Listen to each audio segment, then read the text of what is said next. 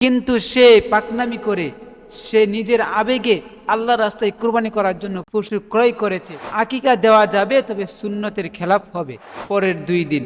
এই 3 দিনের মধ্যে কোনো ব্যক্তি যদি নেশাব পরিমাণ মালের মালিক হয়, তাহলে তার উপর কুরবানি করা ওয়াজিব। রাসূল সাল্লাল্লাহু আলাইহি ওয়াসাল্লাম বলেন, মান ওয়াজাদা সাআ, যদি কারো কুরবানি করার সামর্থ্য থাকে, নেশাব পরিমাণ মালের মালিক হয়, আর সামর্থ্য থাকার শর্তেও সে কুরবানি করলো না, সে যেন আমাদের ঈদগাহে না আসে।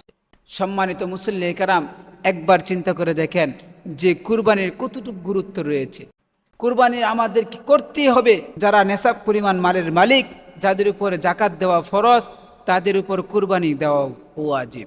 জাকাতের শর্ত হলো যে আমরা পূর্ণ বছর অতিবাহিত হওয়ার পর আমরা মালের জাকাত দিই।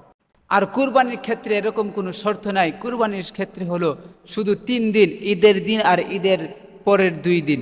এই 3 দিনের মধ্যে কোনো ব্যক্তি যদি নেশাব পরিমাণ মালের মালিক হয়, তাহলে তার উপর কুরবানি করা ওয়াজিব। মনে করেন যে আপনার ঈদের আগের দিনও আপনার কোনো সামর্থ্য নাই, নেশাব পরিমাণ মালের মালিক আপনি না, আপনার টাকা পয়সা কিচ্ছু নাই, কিন্তু হঠাৎ করে ঈদের দিন আপনার কাছে নেশাব পরিমাণ মাল চলে আসছে, আপনি নেশাব পরিমাণ মালের মালিক হয়ে গেছেন, তাহলে আপনার উপর কুরবানি করা ওয়াজিব। বাকি এই 3 দিনের মধ্যে, ঈদের দিন, ঈদের পরের দিন, এর পরের দিন, এই 3 দিনের মধ্যে আপনার কুরবানি করা ওয়াজিব। আবার যারা নেশাব পরিমাণ মালের মালিক না, তবে আল্লাহর সন্তুষ্টির জন্য আল্লাহর রাস্তায় কুরবানি করতে চায়, তাহলে তার হুকুম কি? আমাদেরকে প্রথমত বুঝতে হবে যে দরিদ্র ব্যক্তি, অর্থাৎ যে ব্যক্তি নেশাব পরিমাণ মালের মালিক না, তার উপর কুরবানি করা ওয়াজিব না।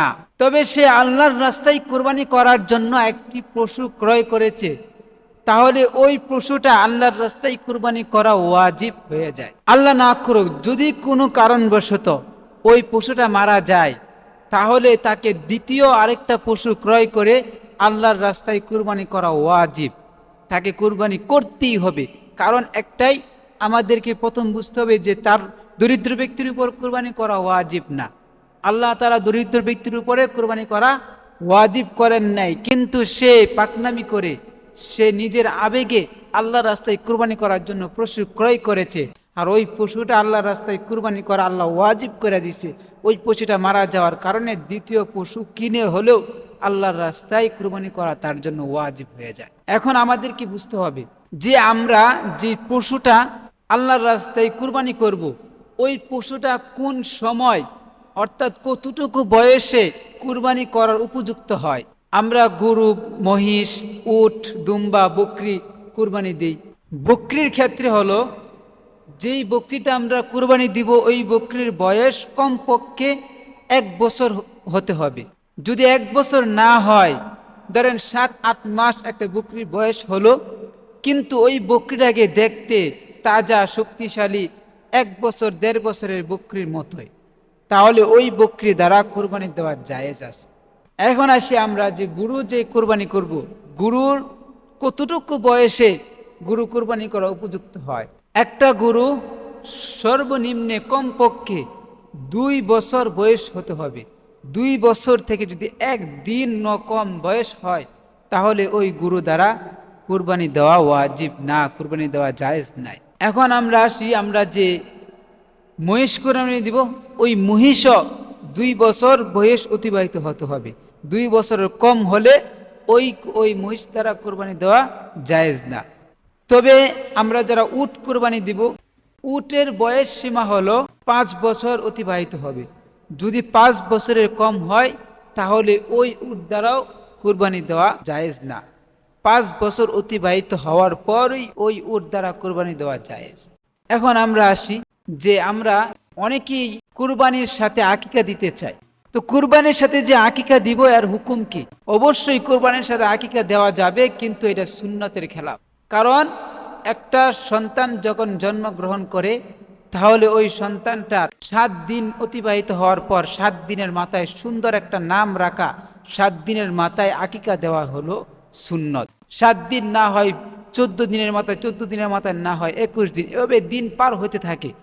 তবে 7 দিনের মাথায় আকিকা দেওয়া সুন্নত। তবে কুরবানির সাথে আকিকা দেওয়া যাবে, তবে সুন্নতের খেলাফ হবে।